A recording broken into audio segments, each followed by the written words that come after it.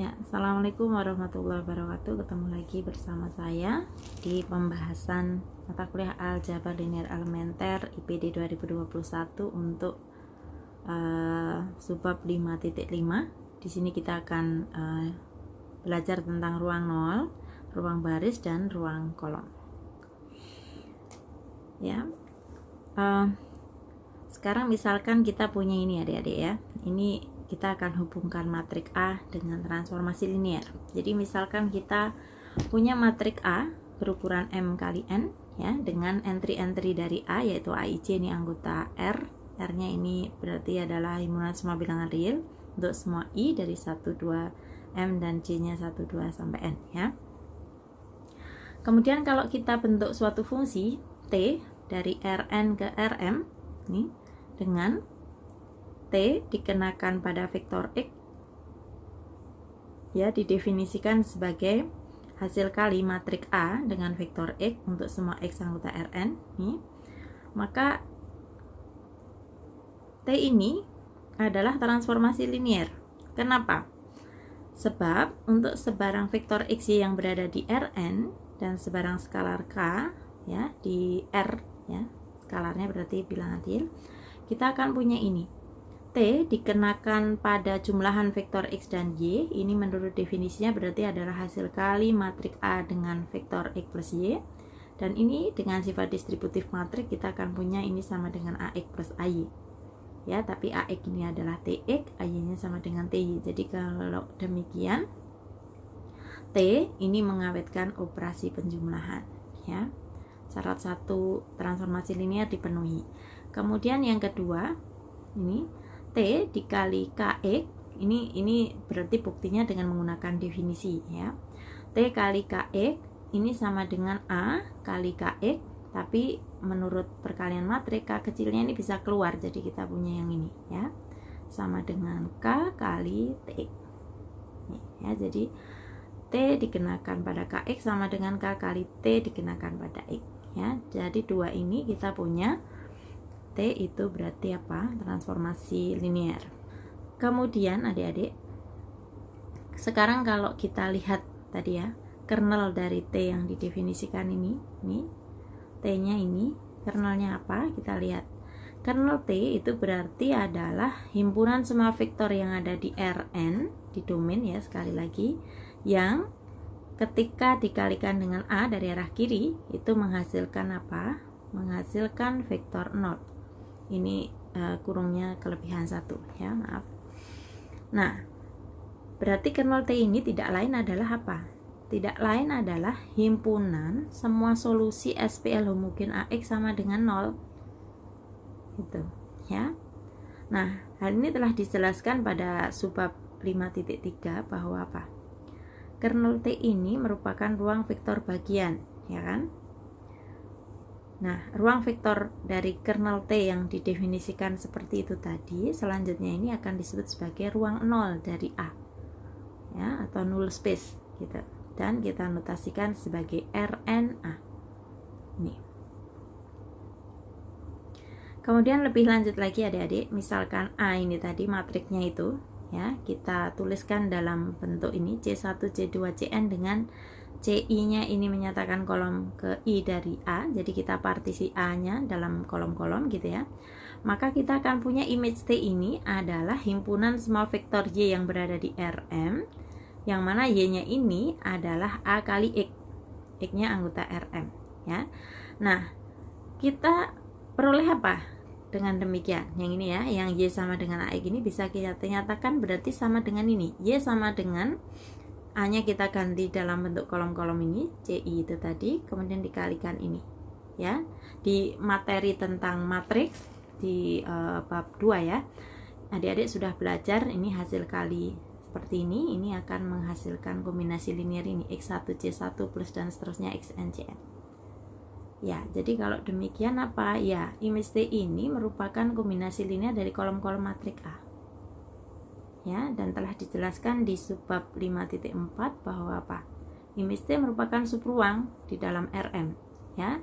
Nah, selanjutnya image T ini kan kita sebut sebagai ruang bagian atau ruang kolom dari A ya, dan kita notasikan dengan RKA. Gitu.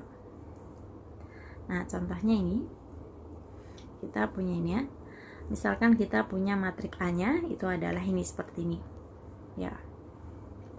Nah, kita akan dapatkan bentuk eselon baris tereduksi dari matrik augmented SPL AX sama dengan 0 itu adalah ini.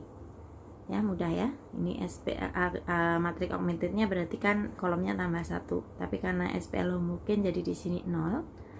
Ya, kemudian dengan dengan beberapa langkah operasi baris elementer kita bisa dapatkan ini. Ada dua leading one di sini ya.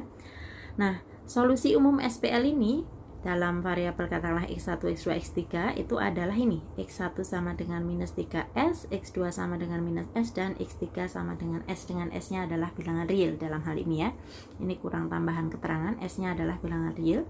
Jadi di sini ini x3-nya ini sebagai variabel yang variabel bebas ya.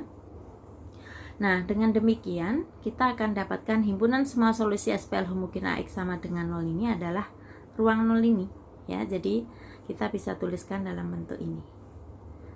Nah, karena ini berarti kan RNA sebagai ruang bagian dia dibangun oleh vektor minus 3 minus 1 1 ini, artinya dia dimensinya 1 dan basisnya adalah ini ya. Nah, kemudian ya, kita lihat lagi contoh ruang kolom A itu apa? Ruang kolom A apa? Ruang kolom A di sini itu adalah berarti adalah kombinasi linear dari apa? Dari kolom-kolom A ya, ini. Tadi A-nya adalah ini kan. Ini. Jadi dia adalah kombinasi linear dari kolom-kolom A. Nah, ini dia merupakan subruang di R2. Dan berdimensi 2 ya, nanti kita lihat penjelasannya ya. Subruang di R2 dan dimensinya sama dengan dimensi R2. Jadi kalau demikian RKA ini dia akan sama dengan R2 ya. Nah, kemudian sekarang kita bahas satu lagi ya, istilah ini yaitu ruang baris. Apa itu ruang baris? Kalau kita punya matrik A, ini berukuran M kali N ya, misalkan kemudian A-nya ini kita partisi dalam baris-baris A1, A2 sampai AM gitu ya.